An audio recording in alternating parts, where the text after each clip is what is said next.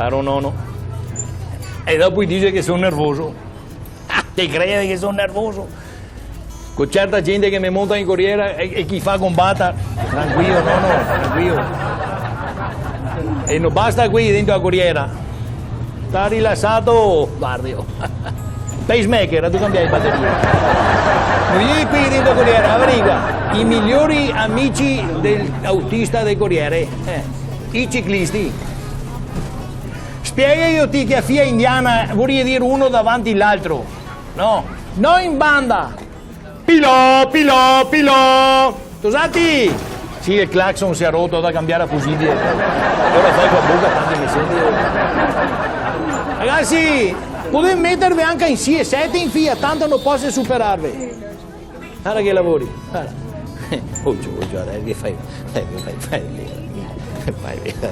un scherzo. E ora poi? No, guardi, non vuoi andare sulla pista ciclabile che sono data mia, o no? Se no, cosa gli hai fatto a fare? Oh no. Sì, dai, adesso vai fuori. Io so che superai una fila di 80 metri, 90 metri, fammi una carità.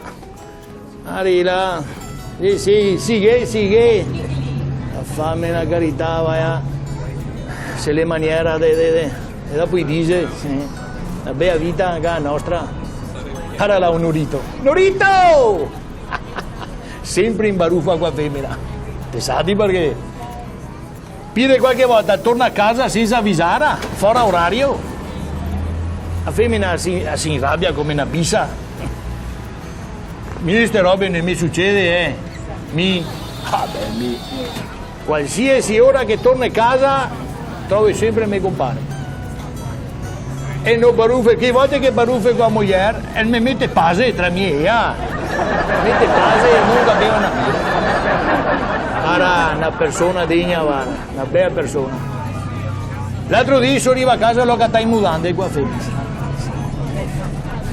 E dopo mi ha spiegato, era Dio puntare che bravissima.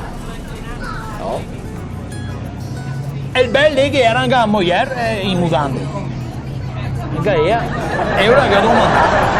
Sai cosa chiamare? Ma Dio, sa tu quanto che si suda a portare braghese? No, mi son vergognato.